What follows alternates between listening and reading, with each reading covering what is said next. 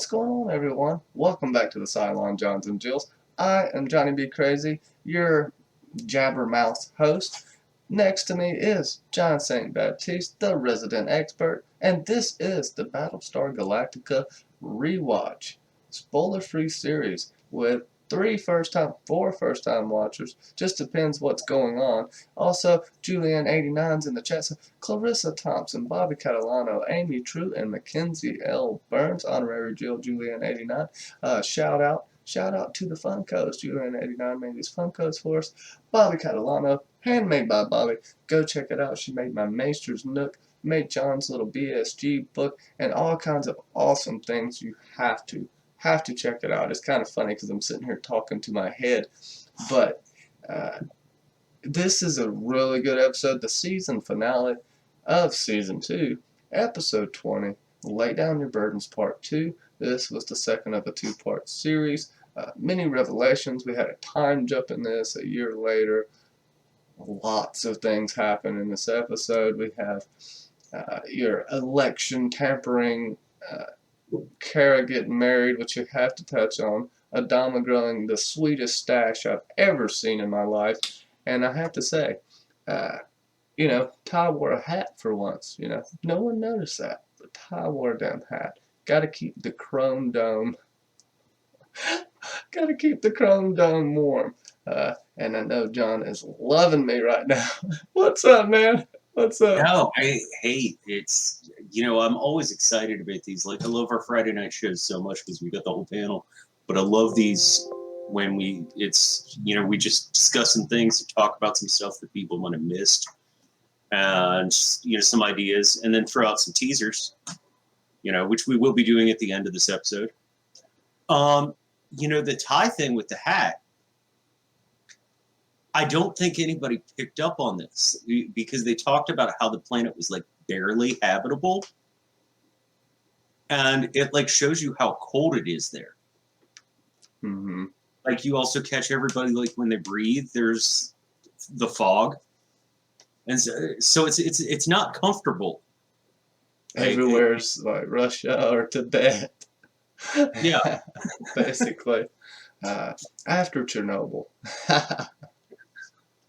Which everybody and their mom keeps telling me I need to watch. So since I have HBO, I'm going to be doing that. Yeah, that'll give you anxiety attacks, man. And I might actually binge it. I might actually binge a show. Which I still have to finish it, but I recommend binging. It's like it's a mini series, I believe. Consists of 6 episodes. I think that's right. And there was never, ever an hour version of this episode made, even though the European fans, that's what they were given to begin with. Even Ronald D. Moore said it's incomprehensible. There's so much stuff cut out of there. And luckily they redid it, but they had to cut this down from like 3 hours because they cut it down to 2 hours. And they wanted to keep it a 2-hour show, and then they still had to keep cutting it down. There's so much context there. And that's something that was a big deal, right? Everybody that got that regular hour episode. Have you actually seen the regular, that hour episode? Because you can find it. Thankfully not, but tell me all about it. It's a dumpster fire. I mean... It's trying to condense this much story into that small, because you got to remember an hour episode is like 43 minutes long, and trying to condense this much story into that short of a period of time is just like, I don't know what's going on. Like, it doesn't work out. Like, unless you want to do like a thesis on how not to edit a show, I would say just avoid even watching it in the first place. Because, for example, the Callie and Tyrrell show, everything with Callie and Tyrrell was cut. Right. And that's the thing. It's like I say, even with, and I do feel like they could have given this episode another 15, 20 minutes. They even feel that way. They wish they could have. But still, I stand by what I said Friday night. I think this is probably one of the 5 best episodes of the entire series. I think it was well worked with. I definitely think this is my favorite episode of this season.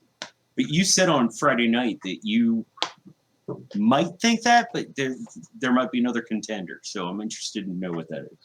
Oh, I meant of the actual series.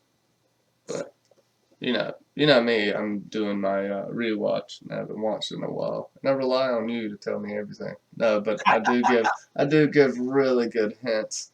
But see, the Jills have to watch out because I throw in bullshit all the time. That's what's fun. That's why you got to catch us on Fridays, every Friday at 9 p.m. Eastern.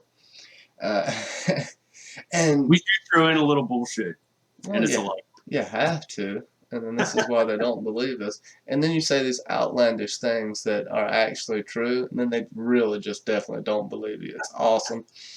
Uh, It is a if fun game. Dance puppets dance. one thing I want to touch on is Dean Stockwell again stole the show in a sense. Of course, we have many other good performances, but this guy acted with himself, and it even astonished everyone on set how he did this and how he was on time, basically pretending like he was there talking to himself. It, yeah, they were at a loss for words describing that. And well, it's going to be a couple seasons because it's halfway through season 4. But when we get to you learn a lot more about this. That's my mini teaser for this week.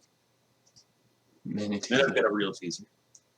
But you learn a lot more about this and why. If you watch the dialogue between both of Dean Stockwell's characters, you can tell even though they're the same model, they have very different ways they think about things. Mm-hmm. That's interesting.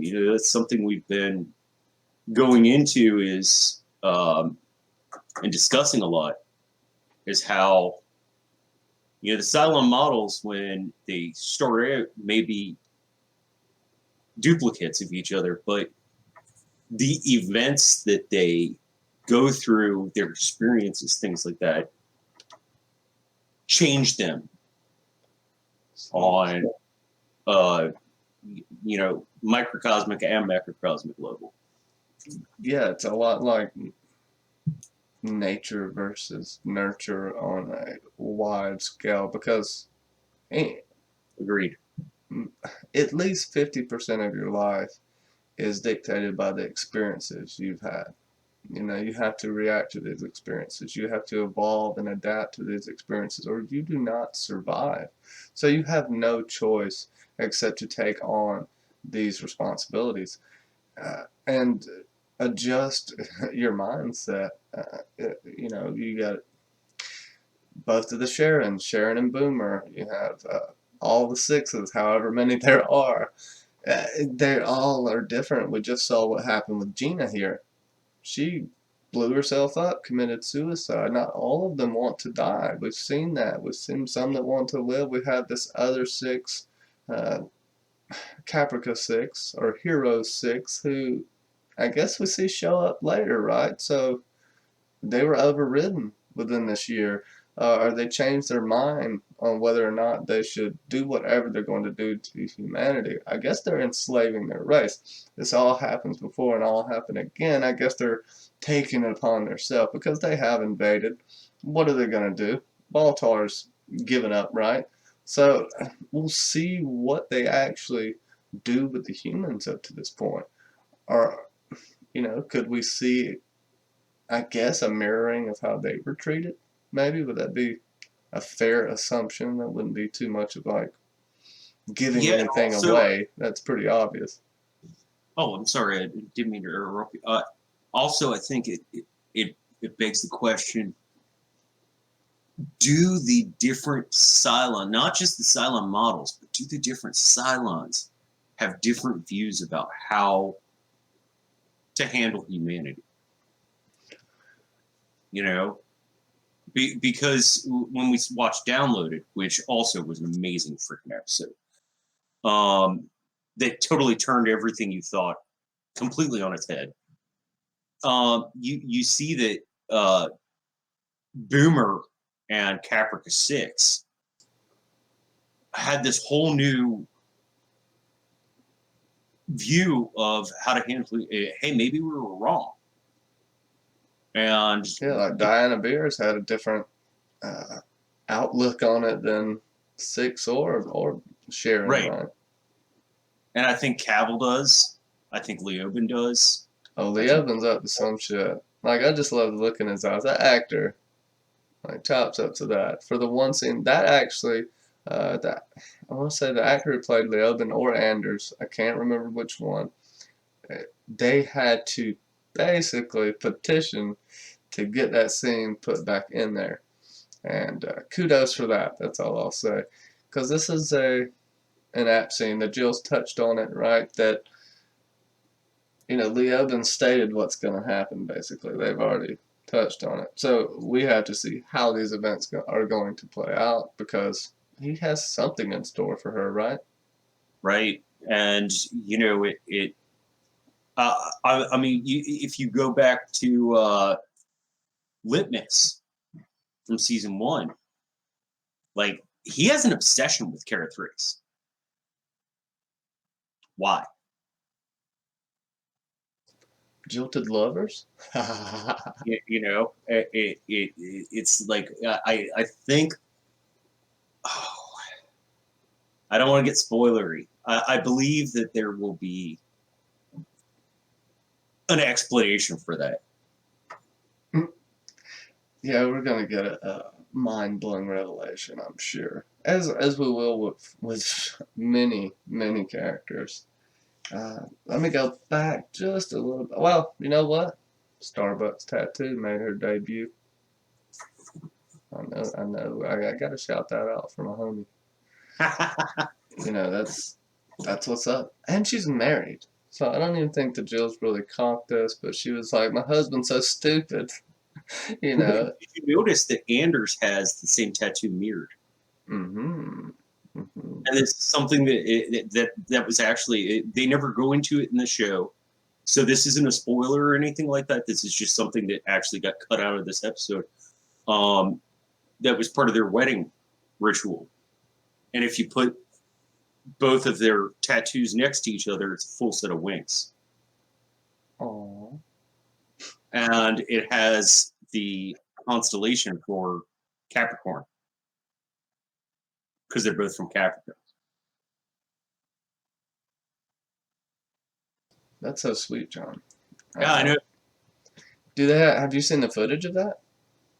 I watched the it was watching all the special features and stuff like that. You and I are both into that, watching all the extra stuff, and I don't even think it was in the special features for this episode. I think it's explained like halfway through season 3 or something like that. But they talk about the significance of the tattoos, and it was something that was supposed to be in this episode and didn't end up being. So you always kind of wonder. It's like, well, why do they have like the same tattoo, but it's like kind of it's opposite, because it's 2 different arms and they reflect each other. You could almost think there was some part of rebel resistance or a gang that all got the same tattoo. Or, it's their pyramid team tattoo. I don't know. Well, we cover them up with makeup, but everybody should know that you and I both have our teardrops. Yes.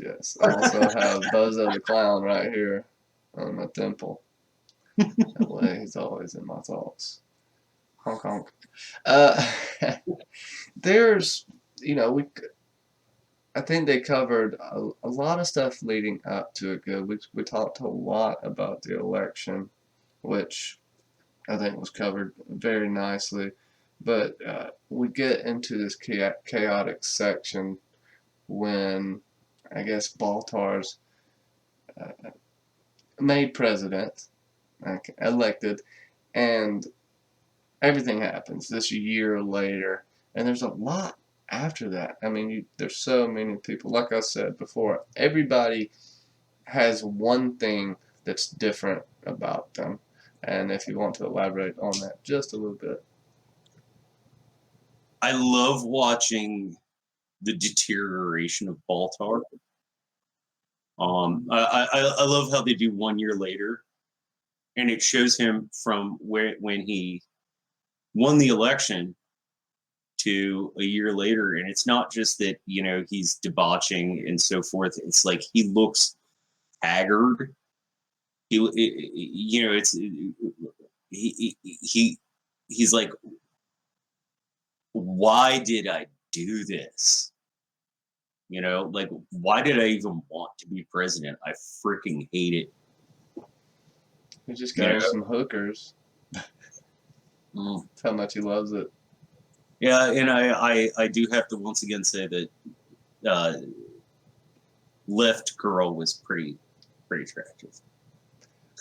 Yeah, I guess this is the only two really good looking ladies in the fleet, for the most part. Everyone else, I don't know where they get the clothes from. I guess they got a little bit left over from Earth. But everyone else, I really like how they had the handmade knitted hats, and some of the clothes were actually, you could see it was a handmade old school knit. Yeah. That they're actually making stuff. And I don't know how prepared they were for the cold, really. I guess it depends where you came from on your planet, right? And what that environment was. So some would be suited a little better to it and maybe have some of the clothes, like we saw some people having some old jackets. But I really like how they portrayed that as well. Yeah, I did. I thought it felt realistic. I thought it felt like Survivor Society, so to speak. Mm-hmm. I thought that was well done. It's not like we landed on a new Caprica and everything's fucking great. We got to remember, we're talking about like a military. We're talking about people who were on vacation, all this stuff. They might not know how to farm or whatever. I think it shows the realism that you have this small group of survivors, and it's like, hey, these are the skills they have to offer. Yeah. I always joke with people because those of you who've followed our show for a while know I'm a bit of a survivalist. I've got the basement in my house. That my house is the one you want to go to when the zombie apocalypse happens. The 3-foot lead coffin for when he's got to sleep through a nuclear apocalypse. I always joke with friends of mine. I'm like, so when the shit goes down, what do you have to offer? I don't mean it. I would definitely save my friends, but I always think it's funny to joke like hey, what skills do you have to offer to our society? Like, do you know how to farm? Do you even know how to shoot a gun? Like, how about skills in the oldest job in the history of man, hooking? Even if you don't have skills the other way, you can provide. I'm an ass, but that's very true. You have to, and you're gonna have a barter system. People are gonna trade services for services or goods. It's the logical way to do it. There wouldn't even be really that much point in making a monetary system until you're better set up. Because right now you're talking about like less than 50,000 people. Yeah, I want to say, and that's including like children, and so the question is like, what do they have to offer? God, that sounded callous. What do the children have to offer? Well, I don't know, but I do think it's let's see where it's at, and I'll show it over your face. Yeah, 39,192 people in New Caprica City. And I'll try to make that a little smaller here so it can show up on the screen now. So that's saying on all the ships that aren't on New Caprica, there are less than 10,000 people. Yeah. So it really is a skeleton crew, which I understand why Lee was like, we need to jump away, like right now. Like I don't think he wanted to, but I think he's like, hey, we're the only ones who can do this. We need to do this. We can come back. We can, figure that out. But right now, we need to GTFO. Yeah, they gone. And it, we gotta talk about Fat Lee. They were kind of worried about it, but this is some really good makeup. This is all makeup. He didn't gain any weight, and this is just to show complacency. Everybody had to have some kind of difference. And hey, it's not real life if someone doesn't gain some weight, over a year time too. And Well, everything with this that's on his mind, right? Well, it was one of the behind the scenes things because what they didn't want to do, they've already gone into like Ty's character, Starbucks character, and they didn't want another person whose coping mechanism was like a chemical. Mm-hmm. So it was like, oh hey, I developed an eating problem. They didn't want one more character who, and I can see where they were going there. Like it's. It would be kind of boring if everybody like handles their stress just by becoming a raging alcoholic. Well, it's common enough. It makes sense to me. I like it. I don't think it's over the top either. They didn't, like you said on the podcast, we didn't go Austin Powers, fat bastard style. Right. They didn't go over the top. It's just a little weight. It's probably about 30 to 50 pounds. It's enough. Yeah, I was going to say about 50 pounds. It's enough to notice. It's enough to make you realize what he's dealing with. At least he's not. He was really just wanting to die for a while, and maybe that subsided. Maybe it hasn't. Yeah. Let me know what you think in the comments. Oh yeah. Death by Twinkie. Because that's something that's been alluded to pretty much since halfway through season 1. Yeah. Is that like Apollo kind of has a death wish? It really does. And how about Dee's the XO on the Pegasus, seemingly? Yes, she is. And she also has a spouse. See, that's something I didn't even know. That's why I have you on here. Right? So, do you know who her spouse is, or is it just a Randy the Rando? No, Lee. They're married now? Yeah, Lee and Joella are married. Which feeds into why part of the reason when Starbuck called. She's so apprehensive about asking for that because Dee knows that there's like this history on some level romantically between Apollo and Starbuck, and so when she answers that phone, she's like, "Oh shit."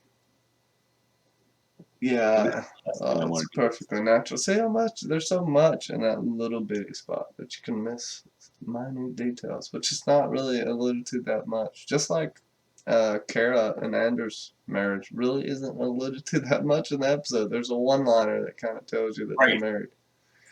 And it's that one line, my husband's such an idiot.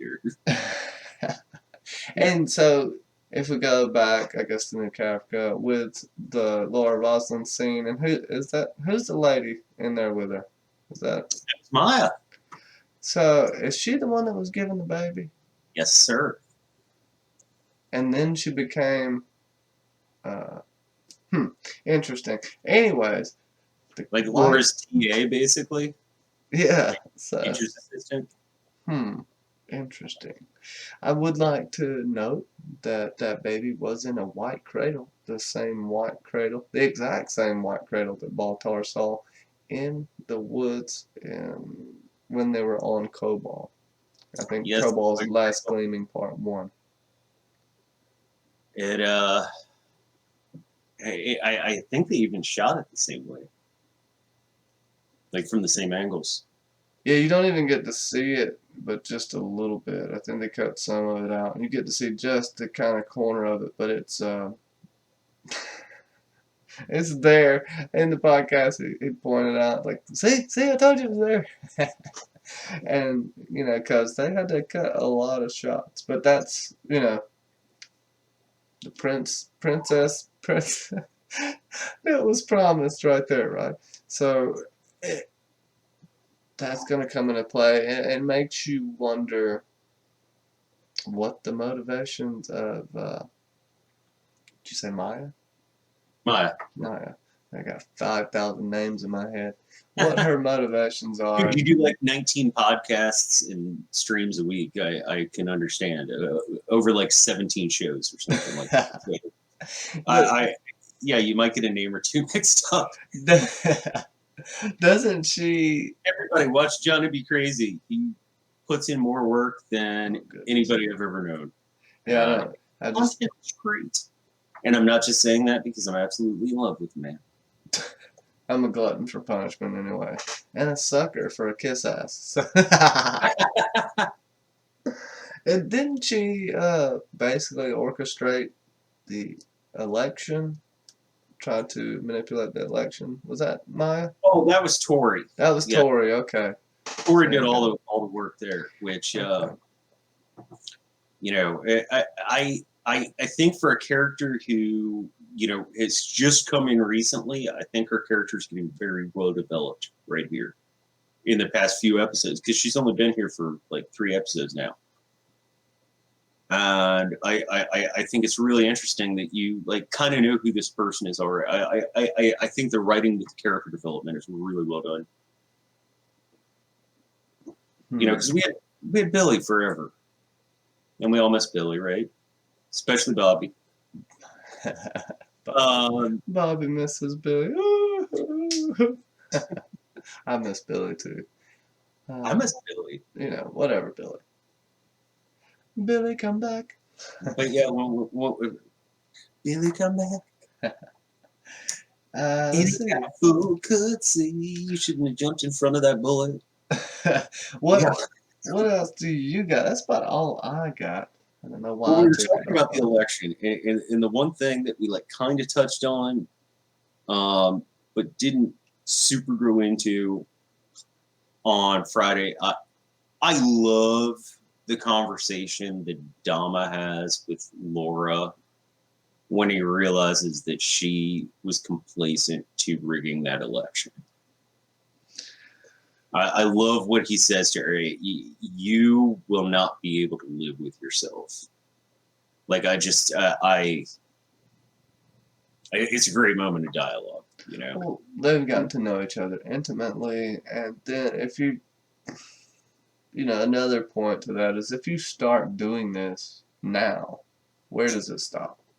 Exactly. And you got to draw the line somewhere. There has to be honor at some point, even if you think it's the wrong decision. The people made a choice, and if they're to be free, if they're free and they have free will, then you have to honor that, or everything's at risk. And not just it's the whole wrong decision for the right reasons. And then, but what kind of golden path does that lead you down? It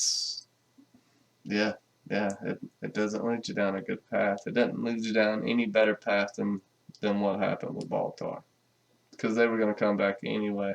And there's Rosalind getting elected. There's definitely going to be a resistance to that. There's going to be armed resistance to that.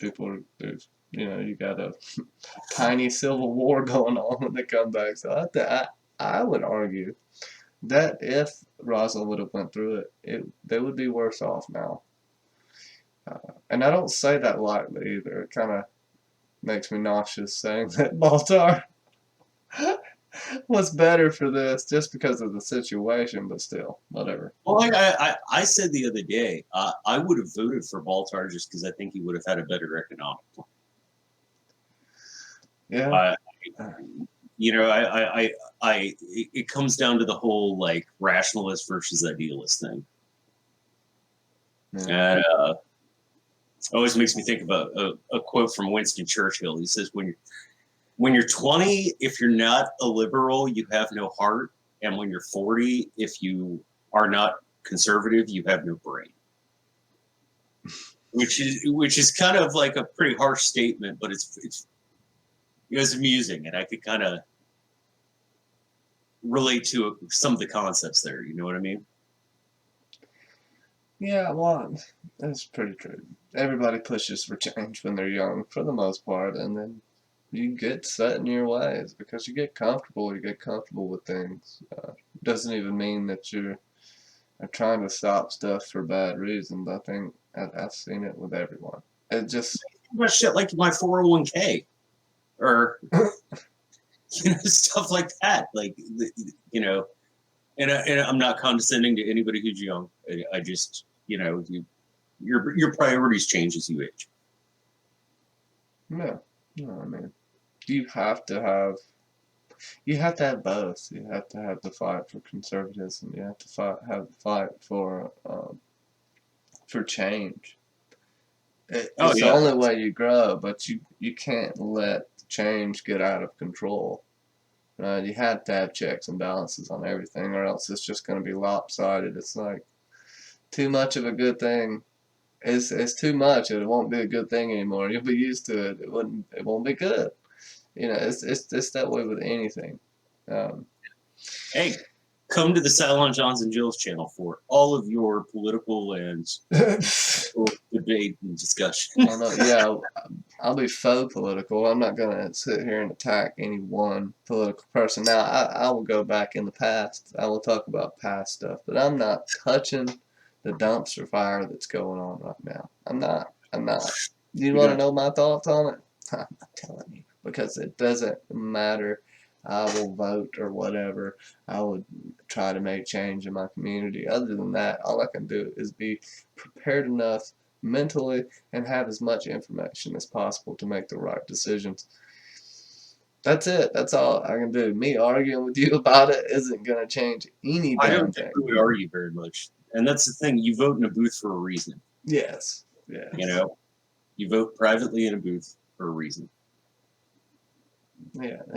Yeah. I'm sure people get mad at us for just saying that, but still, whatever. Next. No, we do have the start of season 3 coming up. Okay, so Mid-series, or I'm sorry, teaser.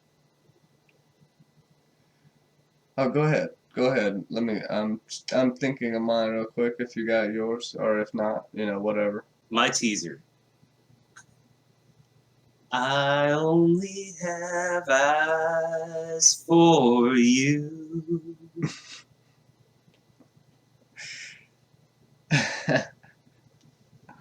Oh, that's so weird. Uh, I would say Adama looks good on a white steed, and that's more metaphorical. I like See that. what happens with that. A white steed and a mustache. I do love the Adama mustache, man. It yeah. Well, he does charge 25 cents for mustache rides, and I heard that throughout the rest of the series we're just gonna get a CGI Adama. That's what Ronald G. Moore said. I think Laura gets mustache rides for free. Maybe. I think, of course, I do believe Callie is going to accidentally get beat up again, but we'll touch on that later. We're awful. But I guess we will wrap this up. Definitely check us out 9 p.m. Eastern every Friday night like clockwork. We'll be coming to you from Con of Thrones talking about Battlestar Galactica, slapping people in the face, getting Bubba Husky to come in and get his lunchbox, and we'll be showing off the lunchboxes. They will be here shortly. They have already been ordered, confirmed, and 40 emails sent back and forth, so they are ready to go. I've told everyone. So Al Red Sox fan Catherine Harding and Bubba Husky, You got them coming on the way. Friday nights, 9 p.m. Eastern. Bring your hashtags. We have Nanolon testing kits. You got to come get them. Like, we can't give them to no one. Come on over there. Come on. Come on, guy. Bring your hashtags, guy. And we will get that done. Go check out John St. Baptiste. Everything will be lowered in the descriptions below. Click it. Touch all the buttons. Be nice to people. Or whatever. John likes it rough, but he has an awesome channel breaking down music. I have a decent channel. I work a lot. I don't know what I do, honestly. I just do a lot of stuff. Uh, if you like TV shows and books, come check it out because I'm talking about everything and anything, and at some point I'll talk about what you want me to because I talk about every damn thing. So, with that, John, would you like to shoot us out of here like a turd out of a butt? I did want to say you've got something coming up Friday, right? Oh no, I have nothing coming up Friday. No, it's Nooners of Ice and Fire, which is every Friday at 2 p.m. Eastern. This Friday will be the actual long night from the books, talking Azora High, even some of the mysteries from UT and Ashai. We'll talk a little bit about the prequel we have coming up, whether or not I think it's going to be any good, and if you care what I think, it doesn't matter. Come make fun of me. I'll make fun of you. We'll have a good time and you'll learn something, I hope. I know I'm going to learn something researching because I do every time I research germ work. There's so much there that you'll just learn something every damn time if it's not just a new Targaryen name. So, John, with that, do we say, so say we all, or what is that? Because I can't remember. My Cylon brain tries to push it out of my ears. My ears. We all. So say we all.